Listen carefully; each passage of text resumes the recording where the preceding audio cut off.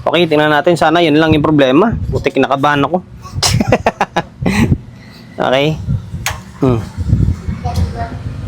Ayun oh, normal oh.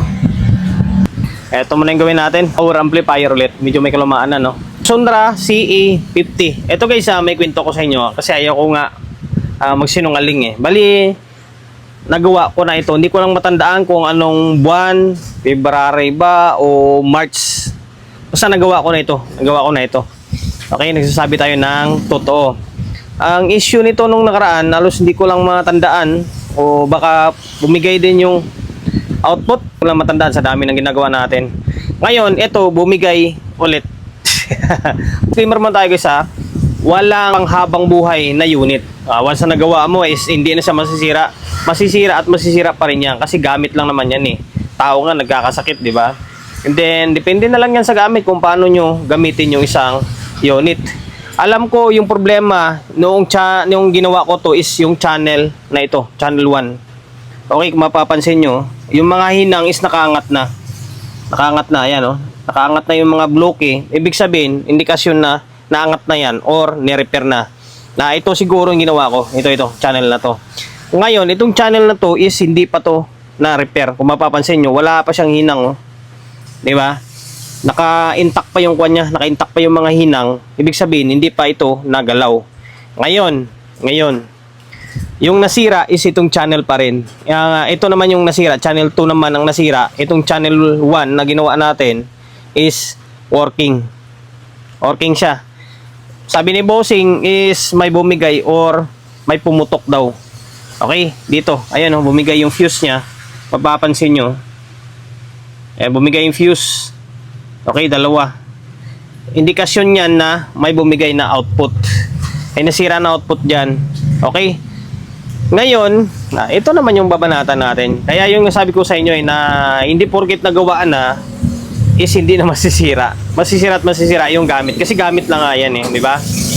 And then, yung ginawa naman natin dito sa isang channel na to eh, okay pa naman eh, goods naman to, hindi naman nagka-problema. Ito naman yung nagka-problema sa isang channel, di ba?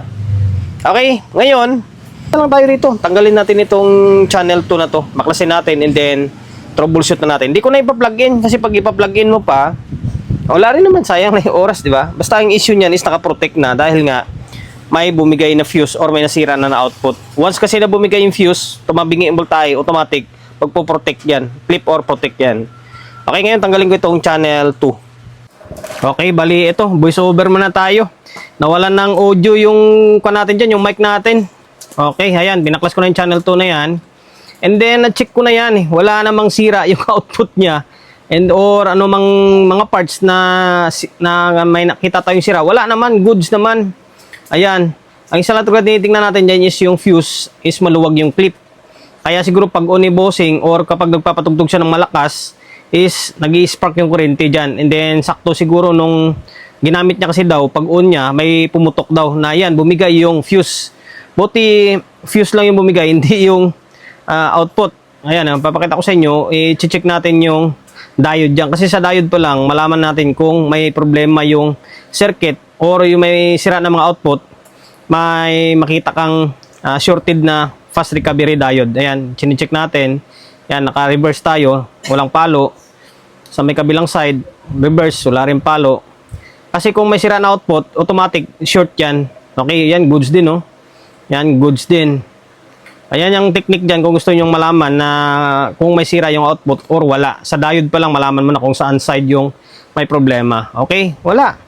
Wala siyang problema. Yung fuse lang. Ngayon, papalitan natin yung fuse dyan. Tapos, sabay, hinangin natin ng maigi para kung na, sureball na. Hindi na siya maglulus, kumbaga. Okay? Gawa natin ay yan, ininang natin. O, pinalitan ko pala muna. Pinalitan ko na lahat. Kaya pinalitan ko na lahat. Pero dalawa rito yung pumutok eh. Ito. Tapos, saan yung isa? Ito. Ayan, dalawa rito bumigay. Ngayon, binalitan natin ng bago lahat na fuse. Ayan, 20 ampere. Okay, tapos ininang na natin. Ayan, kargado na sa hinang yan. Okay, para hindi na makawala. Sana fuse lang. Pinalik natin yung board. Ayan. Double check natin. Baka mamaya may Hindi nakakabit. Oh, hindi ko lang kasi napansin to eh, yung fuse dito. Kasi, ito nga ako, diba? Dito lang ni-repair natin, channel 1 eh. Kaya siguro, hindi ko napansin, kaya hindi ko nahinang. Okay, tingnan natin. Sana yun lang yung problema. Buti kinakabahan ako.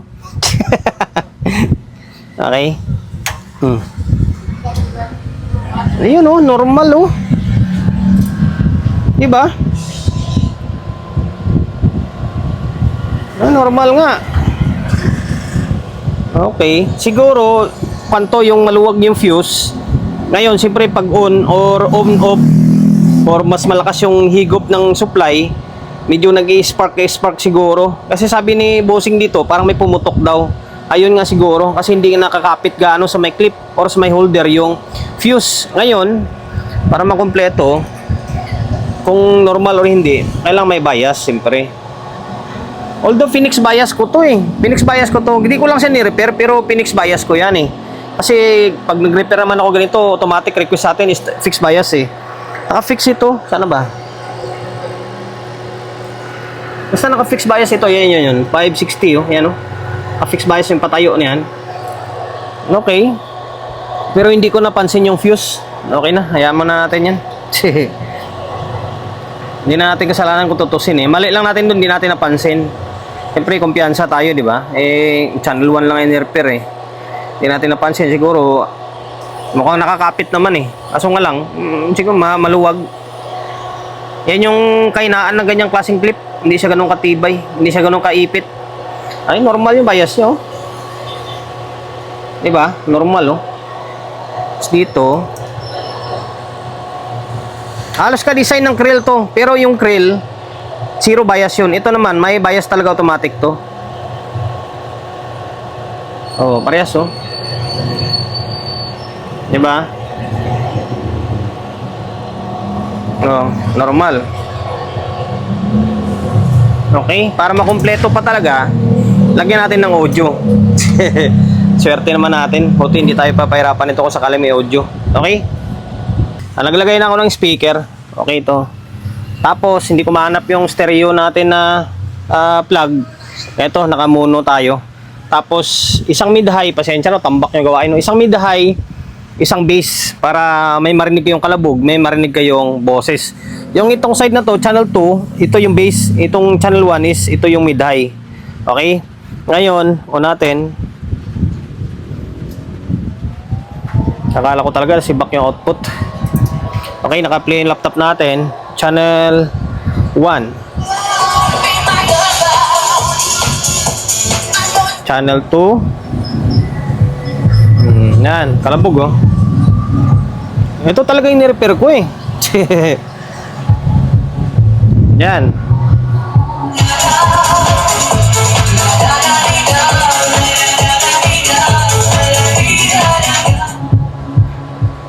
Okay, hanggang dito na lang. Buti hindi tayo pinahirapan. Kaya minsan, sa na-repair ko na 10 unit, siguro isa or dalawang unit lang dyan yung kapag bumigay yung fuse, is fuse lang talaga sira.